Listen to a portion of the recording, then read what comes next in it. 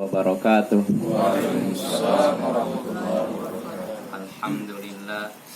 Wassalatu wassalamu ala rasulillah wa ala alihi wa sahbihi wa man wala. Amma ba'd. Ayyuhal ikhwa wal akhwat, azzani wa azzakumullah. Saudara-saudariku yang semoga dimuliakan oleh Allah. Ya, seperti biasa di malam Ahad kita mengkaji pembahasan fikih. Mengkaji fikih menggunakan kitab Ad-Durarul Bahiyah fil Masail Al-Fiqhiyah karya Imam Muhammad bin Ali Asy-Syaukani rahimahullah. Semoga Allah merahmatinya. Ya, pada pertemuan sebelumnya kita sudah mulai masuk Kitabul Janaiz. Kitab tentang jenazah. Pengurusan jenazah. Ya, saya langsung bacakan saja.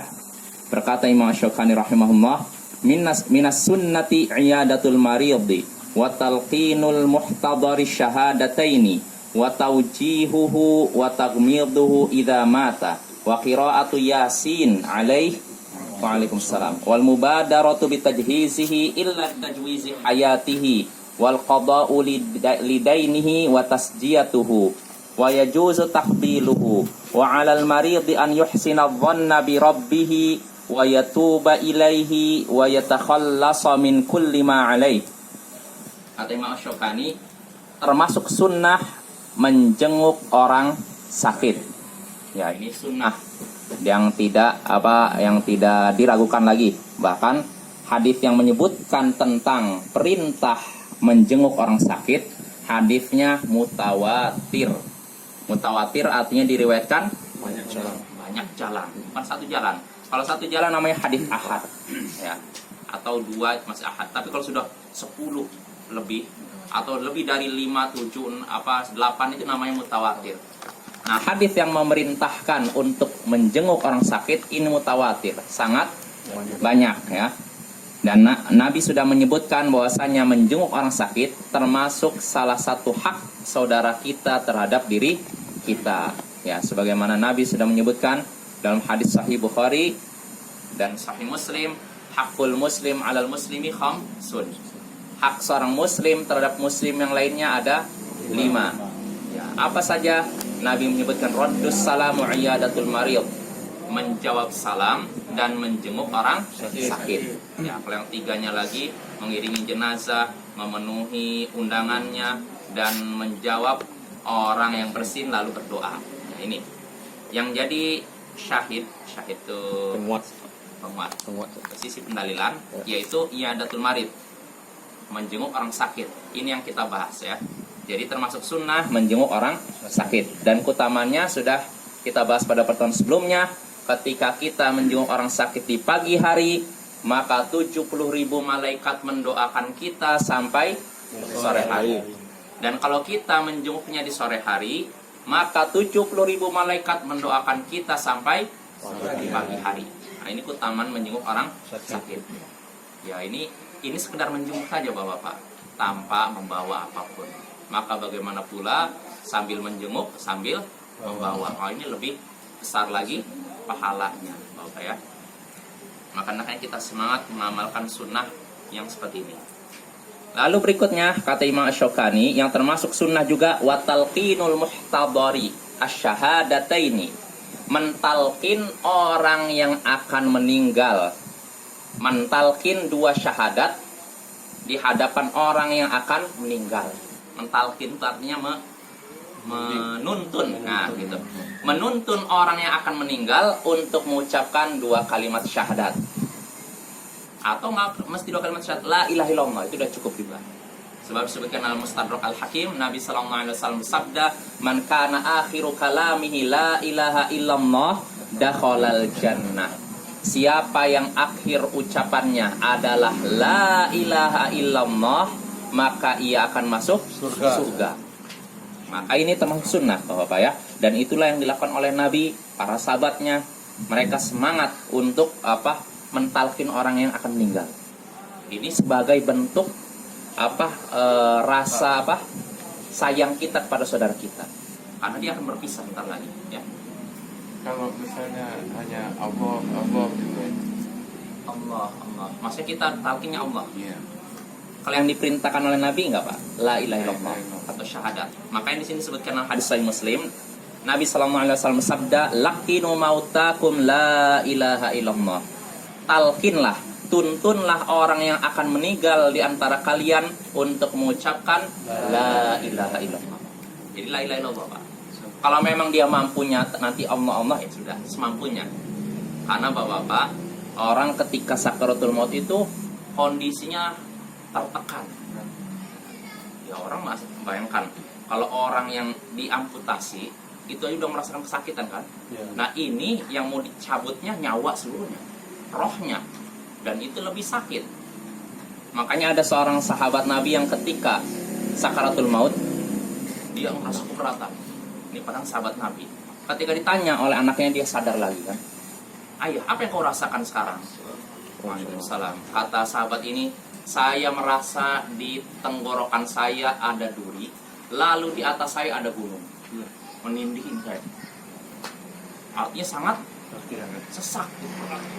Gak mudah. Makanya kata penjelasan para ulama, kalau nggak salah Syekh Muhammad bin Shalih Al-Utsaimin, kita memang diperintahkan mentalkin orang yang akan meninggal, tuntun dia mengucapkan la ilaha illallah. Tapi jangan terlalu mendesak-desak itu, karena dia sendiri dalam kondisi terdesak gitu. Kalau kita mendesak sekali, nanti malah dia nggak mau malah mengucapkan. Hendaknya kita lembut, ucapkan la ilaha illallah, ucapkan la ilaha illallah. Jangan terlalu ditekan. Artinya kalau sekarang belum bisa, tunda dulu sebentar, kasih dia kesempatan untuk istirahat. Setelah itu tuntun lagi, ucapkan la ilaha illallah, ucapkan la ilaha illallah. Jangan terlalu paksa, karena kalau dipaksa ya begitu. Orang dalam kondisi ya gimana, sakitnya luar biasa, dipaksa ucap ini, udah nggak fokus kadang. Maka kita harus pelan-pelan. Tapi insya Allah, kalau memang orang itu adalah orang yang soleh, setiap harinya lisannya tidak lepas dari zikir, insya Allah bisa. Yang repot itu kalau orang yang sehari-harinya bergelimang maksiat, ya, yang diucapkannya bukan ayat Allah, tapi lagu fulan. Nah ini yang repotnya. Ya yang disebutkan oleh Imam Ibnu Qayyim kan ada yang seperti itu. Ada orang ditalkin suruh mengucapkan la ilaha illallah. Yang keluar dari mulutnya tantana. Kata dia nyanyi. Karena selama itu nyanyian itu yang membekas di kepalanya. Hati-hati, artinya Bapak-bapak kita harus waspada ya. Kebiasaan kita ini menentukan akhir hayat kita. Maka kita biasakan selama hidup yang baik. Sampai kebaikan itu menjadi tabiat kita. Yang jadi masalah mudah atau tidak? Butuh perjuangan. Butuh perjuangan ya. Memperbanyak zikir, jadikan zikir itu nggak lepas dari lisan kita. Kalau kita misalkan baca Al-Quran sudah letih, zikir udah letih, gunakan untuk berpikir yang baik. Jangan ada waktu yang kosong untuk mikir yang tidak-tidak ya. Sebab setan itu selalu mengintai manusia pada setiap saat ya. Jadi nggak ada setan itu istilahnya istirahat sebentar, enggak. Ya. Makanya Nabi pernah menyuruh tilu, fa inna syaitan la yaqil. Qailulah lah, istirahat di waktu siang lah, karena setan tidak istirahat di waktu siang. Jadi ini termasuk sunnah kita qailulah. Diterjemahkan kalau dalam hadis dalam buku-buku tidur siang. Sebenarnya bukan tidur siang, yang penting istirahat. Ya bisa berbaring atau tidur juga nggak apa-apa. Kita disunahkan tidur siang karena setan tidak melakukan tidur siang istilahnya gitulah. Ya, sunnah Bapak ya.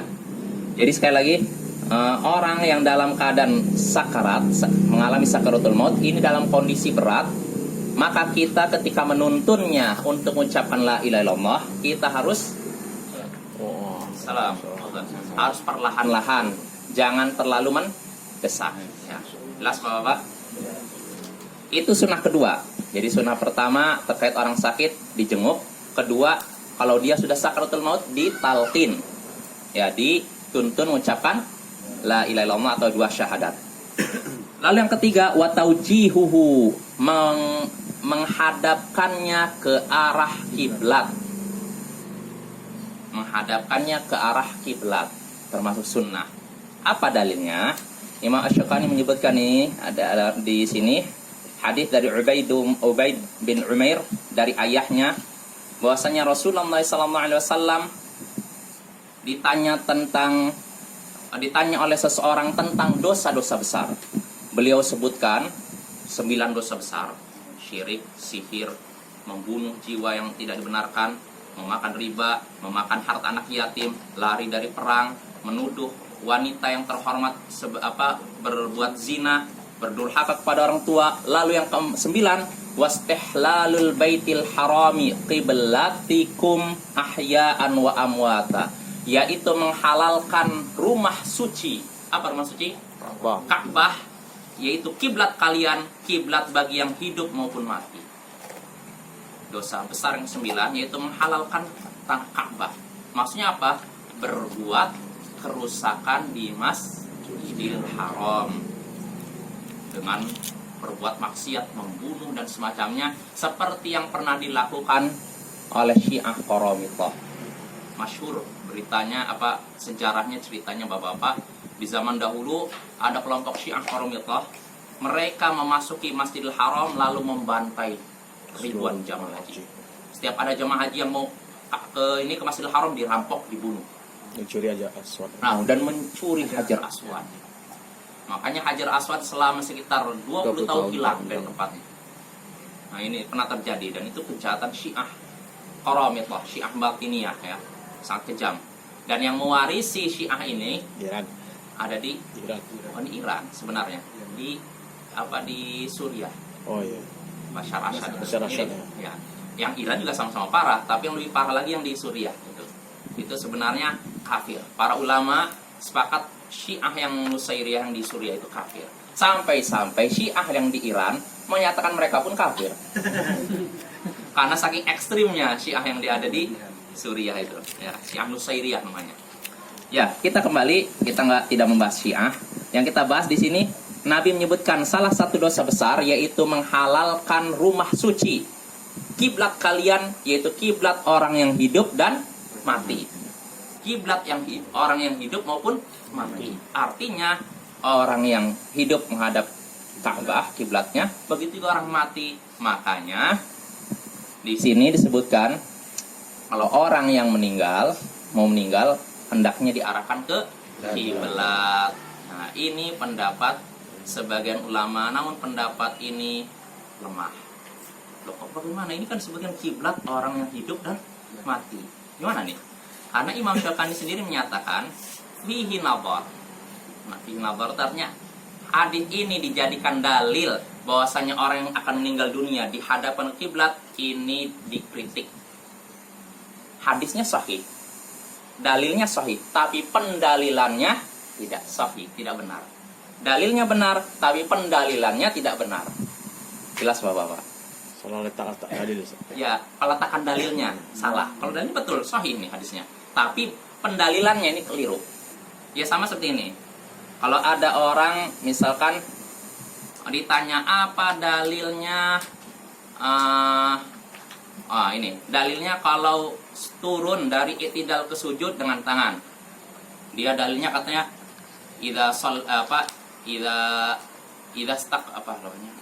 misalkan dalilnya gini, dalilnya ya la sholata liman lam yaqra bi Fatihatul Kitab. Apa dalilnya kita sujud tangan dulu bukan kaki? Dalilnya itu Nabi SAW bersabda tidak ada sholat bagi orang yang tidak membaca Al-Fatihah. Benar nggak dalilnya begitu? Ya kan? Pertanyaannya kan dalilnya tentang tangan dulu atau kaki dulu kan? Iya. Artinya dalilnya apa? Dalilnya tidak ada sholat bagi orang yang tidak membaca Al-Fatihah. Dalilnya memang sahih, itu hadisnya sahih kan? Hadis itu, tapi pendalilannya keliru gitu loh. Apa ya? Penempatannya lebih biasa. Penempatannya keliru. Termasuk ini. Dalilnya apa? Hadisnya memang sahih. Bahwasanya Ka'bah itu kiblat orang yang hidup maupun mati. Tapi ini bukan dalil bahwasanya orang yang akan meninggal dihadapkan ke kiblat. Kenapa?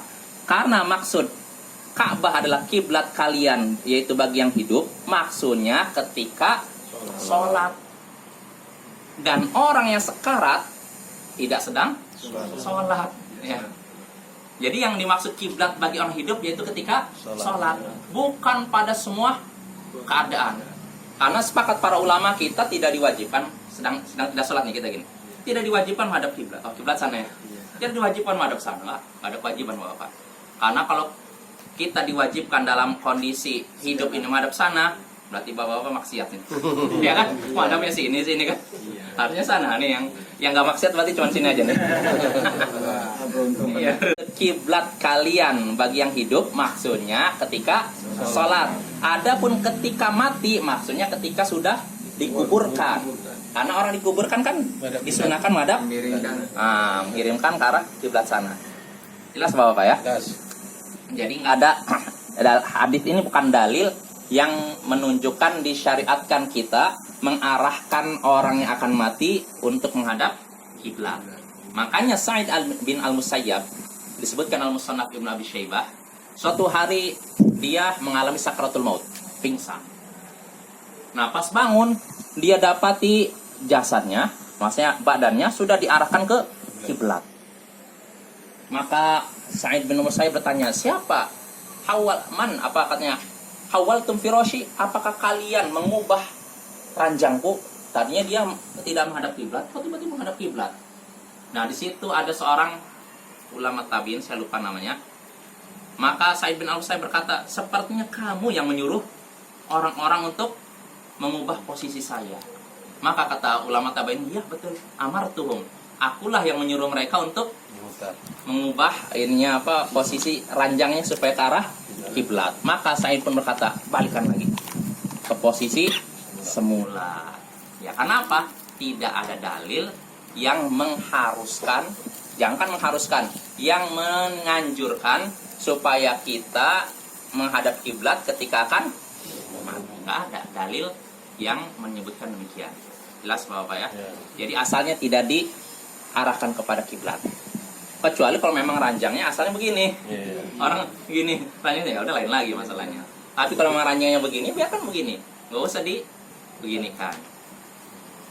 Jelas Bapak? Ya. Lalu itu sunnah ketiga. Jadi menjenguk orang sakit, menuntun orang yang akan meninggal untuk mengucapkan la ilaha illallah atau dua kalimat syahadat. Lalu katanya 3 mengarahkan ke kiblat. Tapi yang benar ini bukan sunnah. Yang keempat, wa taghmidhuhu idza mat. Menutup mata orang yang sekarat itu jika dia sudah meninggal. Jadi ketika meninggal kan bisa jadi begini kan, maka diginikan. Jangan dibiarkan begini saja. Kalau nggak mau, Zat. Nggak mau dia, Zat. Ya semampunya. Kalau memang udah berat nggak bisa gini, lain lagi. Nggak ada. Jadi dalilnya apa? Disebutkan dalam Sahih Bukhari di sini. Nah, Nabi SAW ketika Abu Salamah meninggal dunia, pandangannya begini. Maka Rasulullah pun mengginikan. Karena Abu Salamah gini, Rasulullah beginikan. Lalu Rasulullah SAW bersabda, "Inna ruha idza qubida tabi'ahul basar." Sesungguhnya roh jika dicabutnya dari mana? Dari atas, dari kaki. Terus makanya bapak-bapak bisa merasakan orang, saya pernah nenek waktu itu mau meninggal, dipegang ininya tiba-tiba dingin. Tadinya hangat itu kok jadi dingin. Kesini terus dingin. Ternyata kesini udah. Nah, sesungguhnya roh kata Nabi jika dicabut maka pandangan akan mengikutinya. Berarti kemana? Ke atas atau bawah? Ke atas. Nah ini disunahkan kita begini. Dan saya kan waktu ke Padang kemarin ditanya juga sama polisi kan, itu ada yang meninggal katanya di Menteri Pes. Siapa yang meninggal? Singkat. Kebaluan ya? Oh iya, dia meninggal di mana nih? Matanya begini kan, saya tutup aja. Tapi muslim atau bukan itu? Wah nggak tahu kan ya. Tanya dulu. Tanya, oh muslim. Ya udah tutup aja lah. Bikin kan. Nah itu ya. Kalau bukan dia muslim, boleh kita? Iya nggak masalah sih. Cuman keluarganya rela nggak nanti? Kita otak-atik gitu. Kalau keluarganya rela nggak masalah. Kalau keluarganya nggak rela kita otak-atik gitu kan. Ya itu sunnah yang keempat ya. Yaitu menutup matanya jika dia meninggal. Lalu yang kelima, wa qiraatu Yasin alaihi. Lalu yang kelima, membacakan surat Yasin kepadanya. Kepada siapa? Meninggal. Orang yang akan meninggal. Orang yang akan meninggal. Ini sunnah keberapa? 5 ya. Apa dalilnya? Di sini Imam Asy-Syaukani menyebutkan dalilnya yaitu hadis dalam Sunan Abu Daud dan An-Nasa'i dan Ibnu Hibban dari Ma'qil bin Yasar, Nabi SAW bersabda, "Iqra'u ala mautakum Yasin." Bacakanlah kepada orang yang akan meninggal di antara kalian surat Yasin. Bacakanlah surat Yasin kepada orang Bacakanlah surat Yasin kepada orang yang akan meninggal di antara kalian. Nah, ini menunjukkan disunahkan bagi kita yang menjenguk orang yang sedang sakaratul maut untuk membacakan surat Yasin. Namun sayangnya Bapak-bapak, hadisnya diperselisihkan para ulama, ya. Ya, dan banyak ulama yang menyatakan hadisnya lemah. Hadis ini, hadis yang Sunan Abu Daud ini dan Nasai dari Ma'qil bin Yasar ini lemah. Dari mana tahu lemahnya? Apakah pendapat ustadz saja atau gimana? Kita lihat penjelasan para ulama. Jadi hadis ini setelah dilihat dari susunan dari perawi hadisnya, disebutkan dalam Sunan Abu Daud, di situ dari siapa? Ibrahim At-Taimi dari Abu Uthman, dari bapaknya dari Ma'qil bin Yasar. Jadi yang kita bahas perawi hadis dari sahabat, lalu sebelumnya Abu Uthman dari ayahnya dari Ma'qil bin Yasar. Ma'qil bin Yasar ini sahabat Nabi. Ya. Kata Imam Ali bin Al-Madini, Abu Uthman ini majhul. Tidak dikenal. Kalau sebuah hadis di situ ada perawi yang tidak dikenal, hadisnya langsung jatuh, lemah. Yang jadi masalah, yang tidak dikenal bukan cuma Abu Uthman, ayahnya juga tidak dikenal. Kira-kira bagaimana nih? Kalau satu orang yang sudah tidak dikenal saja menyebabkan hadisnya lemah, kalau dua bagaimana? Lebih lemah lagi. Ini dua alasan. Yang ketiga, sebab lemahnya hadis ini. Hadis ini ittirab, muttarib. Muttarib itu guncang. Maksudnya apa guncang apa? Riwayatnya gimana ya? Terjadi kayak tabrakan. Ada beberapa jalan, satu jalan dengan jalan lain tidak sesuai, bertabrakan. Maksudnya bagaimana? Dalam satu sanad disebutkan dari Abu Uthman, dari ayahnya, dari Ma'qil bin Yasar, lalu dari Nabi. Jadi ada berapa perawi sebelum Nabi? Abu Ma'qil, ini ada, saya urut dulu, dari Abu Uthman, ayahnya dari Ma'qil, 3 kan? Tapi dalam jalan lain disebutkan dari Abu Uthman, dari Ma'qil, dari Rasulullah. Jadi berapa perawi ini? 2. Yang satu jalan 3, yang satu 2. Ini kalau suatu hadis ada seperti ini, dinamakan hadis muttarib, guncang. Dan itu salah satu sebab yang menyebabkan hadis tersebut dianggap lemah. Maka kesimpulannya hadisnya lemah, tidak bisa dipakai, ya. Jadi tidak disunahkan. Ya, kalaupun Bapak-bapak, ini Imam Asy-Syaukani kalaupun menganggap hadis ini sahih, bacakanlah surat Yasin kepada orang yang akan mati. Yang akan mati, bukan sudah mati. Jadi para ulama yang menganggap hadis ini bisa dipakai, kata mereka ini disunahkan bagi kita kalau kita menjenguk orang sakit mau meninggal dunia, bacakan Yasin ketika dia akan mati, bukan sudah mati. Itu bertabrakan juga enggak, Ustaz? Apanya? Seperti mentalkin itu. Nah, itulah kan bertabrakan juga kan dengan perintah untuk mentalkin. Yaitu ya. Jadi kalaupun kita memakai hadis ini dianggap sahih. Maksud hadis ini perintah untuk membaca surat Yasin kepada orang yang akan meninggal, bukan sudah meninggal. Jelas Bapak ya? Di kuburan, Ustaz. Ya, apa? Apalagi di kuburan. Apalagi di kuburan. Nggak ada ketentuan seperti itu. Jelas Bapak ya? Jadi kalau bagi yang berpendapat hadisnya sahih, ya misalkan dia berpendapat, saya sudah meneliti hadis ini dari beberapa jalan, saya kumpulkan, saya berpendapat sahih, misalkan.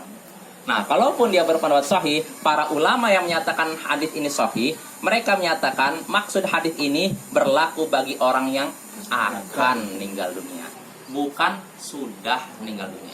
Jelas Bapak-bapak? Ya. Jadi ini kalau bagi Imam Syaukani, beliau berpendapat hadis ini sahih, ya. Sebenarnya beliau nggak menyatakan sahih, beliau sendiri nih. Saya bacakan ya Bapak ya. Setelah beliau menyatakan qiraatu Yasin alaihi, termasuk sunnah membaca qiraat surat Yasin kepada orang yang akan meninggal dunia. Hadis ini diriwayatkan Abu Daud, An-Nasai dari Ibnu Hibban dan disahihkan dari hadis Ma'qil bin Yasar secara marfu' wa qad u'il. Dan hadis ini sudah dinyatakan punya illah, punya penyakit. Kalau hadis sudah ada penyakitnya, sudah dikatakan tidak dikatakan sahih lagi. Karena sahih itu diartikan Sehat. benar atau sehat.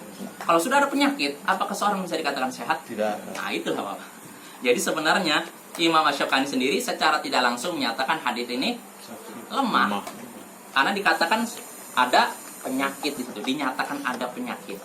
Maka kesimpulannya ini apa terkait hadis ini? Hadis ini dhaif, lemah, tidak bisa dipakai hujjah, tidak bisa dijadikan dalil dianjurkannya membaca surat Yasin kepada orang yang akan meninggal dunia, apalagi kepada orang yang sudah meninggal dunia. Ya, itu sunnah keberapa? 5 ya. Jadi kita hitung lagi. Sunnah yang disebutkan Imam An-Nawawi, Imam Asy-Syaukani menjenguk orang sakit, menuntun orang yang akan meninggal untuk mengucapkan 2 kalimat syahadat, menghadapkan ke arah kiblat, walaupun ini tidak sunnah, yang pendapat yang kuat. Lalu yang keempat, menutup matanya. Lalu kelima, membacakan surat Yasin, walaupun ini juga tidak benar ya. Yang keenam, wal mubadaratu bitajhizihi illa litajwizi hayati. Dan termasuk sunnah juga bersegera mengurus jenazahnya. Bersegera mengurus jenazahnya. Ya, jadi jangan ditunda-tunda. Jangan misalkan sekarang meninggal, tunggu dulu saudaranya yang di Jakarta datang. Saudaranya di Jakarta datang, tunggu dulu saudaranya di Papua. Setelah itu tunggu dulu lagi saudaranya ada di Amerika. Ini berapa hari ini jenazah ini bertahan? Ya nggak boleh seperti itu. Segerakan ya. Nabi SAW meninggal di waktu duha, maka di malamnya beliau langsung kubur. Jadi kalau meninggalnya sore, Ustaz, malamnya tuh boleh tuh, Ustaz. Sebenarnya begitu. Ya kan? Kalau di istri nih, pengalaman di kampung istri di Lamongan gitu. Kalau ada orang yang meninggalnya itu sore, malam itu juga dikubur. Dan sama kayak di sini. Jadi mereka itu gotong royong aja. Tiba-tiba meninggal sekarang, udah ada yang gali di sana di kuburan. Dan mereka menyegerakan, tidak menunggu pagi harinya, langsung sore malamnya dikubur. Kecuali kalau malam hari, kan repot kan? Ya. Meninggalnya malam hari repot juga. Mau pagi hari ya. Jelas Bapak? Yes. Ya, itu sunnah yang keenam, yaitu menyegerakan pengurusan jenazahnya. Apa dalilnya? Dalilnya dalam Sahih Bukhari Muslim dari sahabat Abu Hurairah. Nabi SAW bersabda, asri'u bil janazah. Segeralah kalian membawa jenazah. Kalau disuruh segera membawa jenazah, berarti ini segera diurus tidak jenazahnya?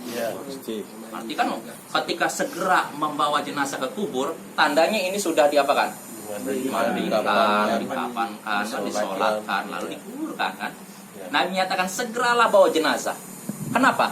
Fa in taku salihatan fa khairun tuqaddimunaha ilai. Kalau memang jenazah itu adalah jenazah orang yang soleh, berarti kalian sudah menyegerakan kebaikan untuk dirinya. Ya tidak? Karena kalau orang soleh dia kan berarti segera kita ingin menyegerakan dia untuk mendapatkan nikmat kubur kan? Ya kan? Wa in taku syarrun fa khairun tuqaddimuna alai. Wa in taku salihatan fa khairun tuqaddimuna alai. Wa in takun siwa dzalik fa syarrun tad'unahu an riqabikum. Dan kalau ternyata yang kalian bawa itu bukan jenazah orang yang soleh, orang yang buruk, maka itu adalah keburukan yang segera kalian copot dari pundak kalian. Artinya jangan lama-lama memegang keburukan, cepat copot gitu loh kan. Jelas Bapak ya. Jadi kalau jenazah yang soleh, kesempatan kalian berbuat baik kepada dia. Disegerakan dia dapat fitnah, disegerakan dia dapat nikmat kubur. Tapi kalau buruk, segera copot biar jangan nempel ke ini kalian gitu. Iya, jelas Bapak ya. Ya itu ya. Itu termasuk sunnah ya. Jadi kita menyegerakan, bahkan termasuk sunnah juga ketika membawa jenazah itu jalan cepat. Disebutkan dalam kitab Ahkamul Janaiz, saya lupa entah sahabat Nabi atau ulama tabi'in, ketika ada orang yang mau jenazah nyantai, langsung pakai pecut kan? Pecut kaki, jangan cepat. Jadi kayak setengah lari ketika bawa ini. jenazah tuh nggak nyantai ambil ngobrol, enggak. Dan nggak perlu juga dengan zikir tertentu, karena ada di sebagian daerah ini abang saya nyaksikan diri di kampung nenek sih. Jadi ketika bawa jenazah baca dulu Al-Fatihah katanya. Alhamdulillah. Setelah itu langkah kaki satu, la ilaha illallah. Oh panjang. Jadi mau jalannya lama karena ngikut ini kan. Jadi satu kaki, la ilaha illallah, la ilaha illallah. Baru jalan cepat. Kelamaan itu. Ya, jadi nggak seperti itu ya. Tidak disunahkan seperti itu. Ya, jadi ketika membawa jenazah itu kita benar-benar merenungkan bahwa sekarang saudara kita diangkut di atas keranda. Suatu saat kita lah yang akan menggantikan posisinya. Makanya ketika ngangkut jenazah tidak ada ngobrol, apalagi bercanda. Semuanya berzikir mengingat Allah. Mengingat bahwa kita akan menyusul dia yang di atas kita ini. Ya, makanya ini para ulama mendagaskan gak boleh ada perkataan dunia kecuali seperlunya ketika mengangkut jenazah, dan tidak perlu juga zikir tertentu, apalagi kalau disertai obor api. Itu udah dilarang. Ada hadisnya saya. Kalau pakai payung tuh payung hitam. Kalau payung maksudnya supaya nggak kepanasan nggak apa-apa. Dan yang bawahnya supaya nggak kepanasan. Jenazahnya. Ya. Maksud persaksian itu gimana, Ustaz? Persaksian apa? Maksud persaksian atas jenazah. Ada juga kata tunggal persaksian. Ada itu. Apakah ada dalilnya? Ada tuntunannya. Sepertinya ada, ragu saya ragu. Ada hadisnya tapi saya ada sebenarnya sepertinya. Cuman begini Nabi menyatakan apa? Antum syuhada fil ard. Jadi kalian ini adalah saksi Allah di muka bumi. Artinya kalau orang itu baik berarti, kalau menurut kalian orang itu baik berarti itu orang tersebut baik. Iya. Tapi kalau maksudnya bukankah ini baik? Ada sunnah seperti itu. Jadi nggak ada ditanyakan dulu, bukankah ini orang baik? Yang hadir, iya baik. Oh, tahulah saksikan Nabi orang baik. Nggak ada kayak gitu. Tapi kalau maksudnya Nabi menyatakan bahwa kesaksian orang hidup ini merupakan istilahnya apa? Kabar baik, iya. Itu ada disebutkan dalam hadis. Kata Nabi, antum syuhada'ullahi fil ard. Kalian adalah saksi-saksi Allah di muka bumi. Jadi artinya apa? Kalau memang seorang itu selama hidupnya dipuji oleh seseorang karena kesolehannya, itu berarti tanda orang tersebut baik. Tapi kalau seorang selama hidupnya mencela orang tersebut, menyatakan orangnya harus jauhi, berarti pertanda orang tersebut buruk gitu loh. Maka kita harus hati-hati. Ya. Kalau tertentu melarang menghidupkan mayat.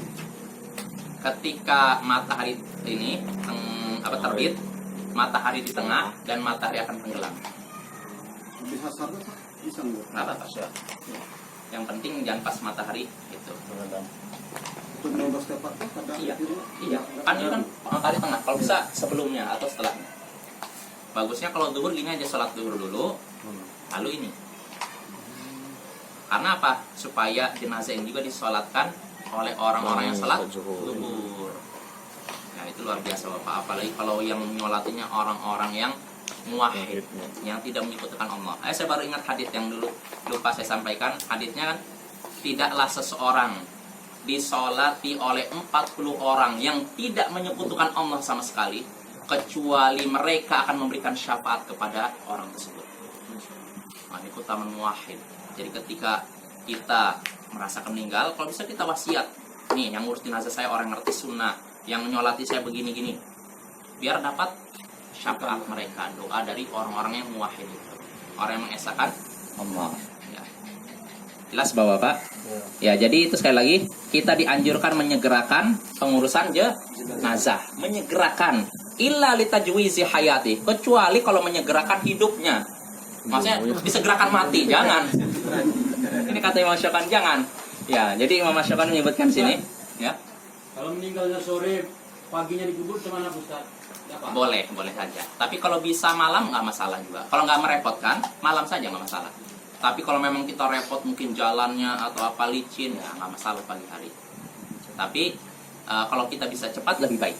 Itu dalam rangka mengamalkan hadits Nabi tadi. Asri'u bil janazah. Segeralah membawa jenazah.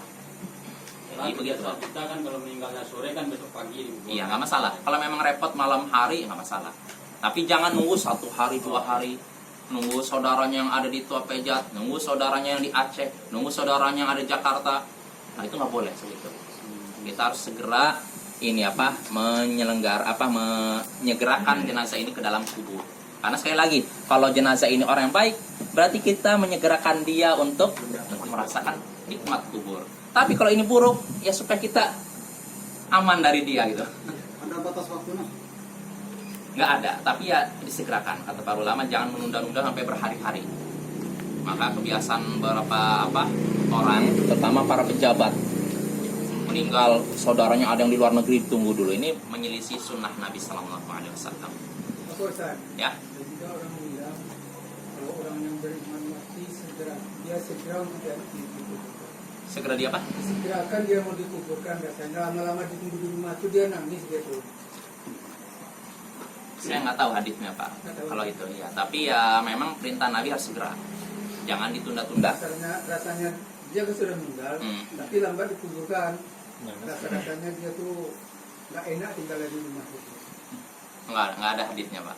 Kayak gitu nggak ada. Yang jelas, kalau dalam hadis lain sebutkan dalam Sahih Bukhari Muslim, sebutkan Riyadhus Shalihin, kalau seorang itu diangkat, jenazah diangkat oleh beberapa orang untuk dibawa ke kubur, maka kalau jenazah ini orang soleh, dia menyatakan qaddimuni, segerakan aku. Nah, tapi kalau orangnya tidak soleh, ya wailaha, aina tadhhabuna biha, aduhai celakalah aku, kemana kalian membawa aku pergi, gitu loh. Ini kalau yang tidak soleh, tapi kalau soleh segerakan. Makanya kita dianjurkan menyegerakan, ya, biar dia cepat merasakan nikmat kubur, kan luar biasa kan. Dan kita semua berdoa kepada Allah agar merasakan nikmat kubur. Amin. Ustaz, kalau ada wasiat dari jenazah ini supaya tolong kuburkan di tempat tertentu sehingga butuh pengiriman misalnya dari sini ke Padang atau sebaliknya. Itu bolehkah memindahkan jenazah gitu ya dari tempat dia meninggal ya? Ya. Yang sunnah tidak seperti itu. Yang sunnah seorang dikuburkan di tempat dia meninggal. Kalau dia berwasiat ya? Wasiatnya tidak usah jalankan karena itu menyelisih sunnah Nabi. Karena Nabi Sallallahu Alaihi Wasallam, Sa'ad bin Khawlah, ya, seorang sahabat Nabi yang muhajirin. Dia dari muhajirin dari Mekah hijrah ke Madinah. Dia sudah hijrah dari Mekah ke Madinah, berarti sudah jadi orang Madinah. Orang yang sudah hijrah tidak boleh lagi balik ke tempat dulunya. Sa'ad bin Khawlah ini dia orang Mekah, hijrah ke Madinah, maka nggak boleh lagi dia tinggal di Mekah. Orang hijrah itu sama seperti sedekah. Saya udah ngasih sedekah gitu. Maaf, saya ambil lagi. Kata Nabi, orang yang bersedekah memberikan hibah lalu diambil lagi, sama seperti anjing yang muntah lalu menjilat lagi muntahnya. Nah, hijrah itu kata para ulama sama seperti sedekah. Kalau seorang sudah hijrah meninggalkan tempatnya yang penuh dengan kekafiran, kerusakan, kemusyrikan, maka dia tidak boleh lagi balik ke tempat asalnya kecuali sekedar berkunjung saja. Adapun tinggal lagi nggak boleh.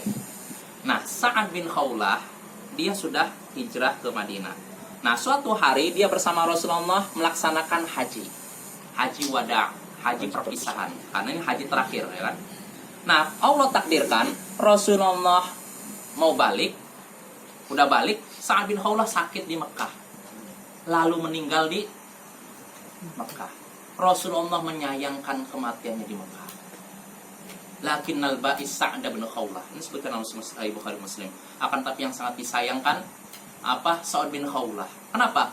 Kata Sa'ad bin Abi Waqqas, yartilahu Rasulullah sallallahu alaihi wasallam an mata bi Makkah. Rasulullah menyayangkan atau merasa sedih terhadap Khawlah karena dia matinya di Mekah. Dia sakit lalu meninggal di Mekah. Padahal dia sudah hijrah.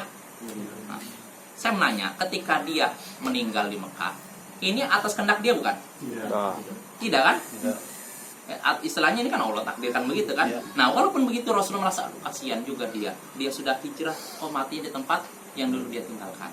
Nah, Rasulullah walaupun begitu menyayangkan kematian Sa'ad bin Khawlah di Mekah, beliau tidak menyuruh, ayo bawa jenazahnya ke sana, ke Madinah. Dia kan sudah hijrah, ngapain tinggal di sini? Rasulullah nggak menyuruh begitu.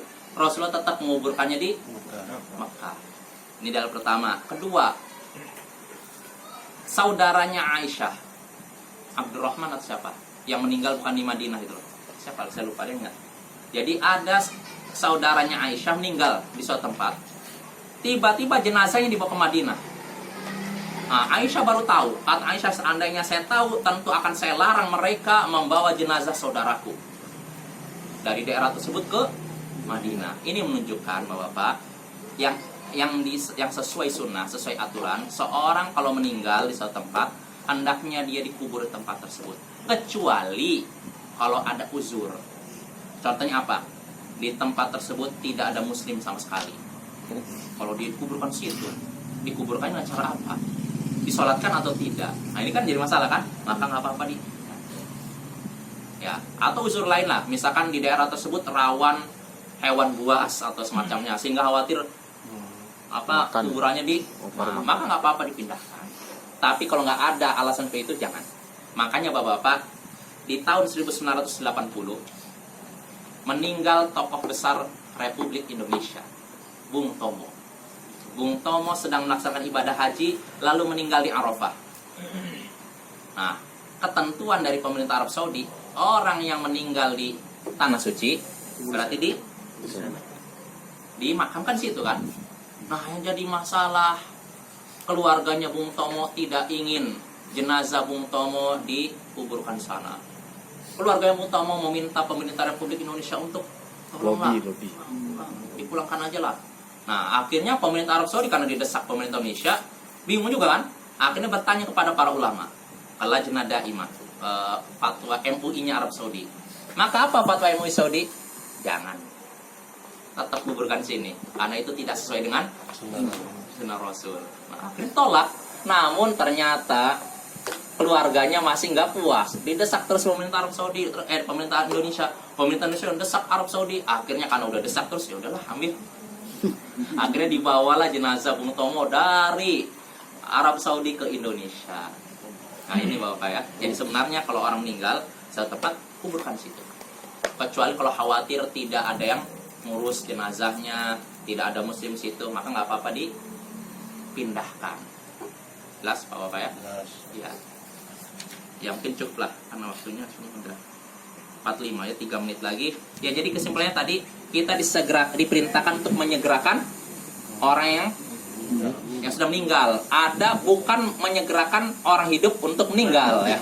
Karena kata Imam Asy-Syaukani, wa amma idza kana yudhannu annahu lam yamut fala yahilu dafnu hatta yaqa'al qat'u bil maut.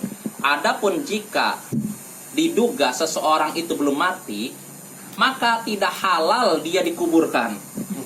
Dia masih disungkan udah mati atau belum, kuburkan aja, nggak boleh, tidak halal. Ya orang koma. Iya, sampai yakin bahwa dia itu sudah mati, kata Mas Syakani. Jadi nggak boleh bapak-bapak ya. Maka ini untuk menentukan mati atau tidak, tanyakan kepada orang yang ahli. Siapa itu? Dokter. Tanya dokter, udah mati belum? Oh udah, nggak apa-apa. Tapi kalau cuma kita aja, ada kayaknya, udahlah kubur aja lah. Ini zalim, hati-hati dia sama tuh masih hidup kan, dia udah kubur. Ya mungkin itu saja bapak-bapak. Insya Allah pada pertemuan berikutnya kita lanjutkan lagi pembahasan tentang sunnah terkait penyelenggaraan jenazah. Subhanallahumma bihamdika asyhadu an la ilaha illa anta astaghfiruka. Ya. Kayak misalnya kayak orang di Mentawai ini kata dia dalam rangka berobat. Ya. Dalam rangka berobat kan Ya. ke rumah sakit Padang gitu. Dan meninggal di rumah sakit. Lalu dibawa lagi jenazahnya di sini dikubur. Itu gimana tuh? Iya, sebenarnya kalau memang di sana sudah ada yang ngurus jenazahnya, nggak usah dibawa ke sini. Kecuali kalau memang dikhawatirkan dia terlantar nanti di sana, maka nggak apa-apa dibawa ke sini. Ya, gimana Pak? Sesuai juga dengan sunnah yang pertama tadi kan menengok orang sakit. Iya. Kalau sudah ada keputusan waktu di rumah Pak Ali, Hah?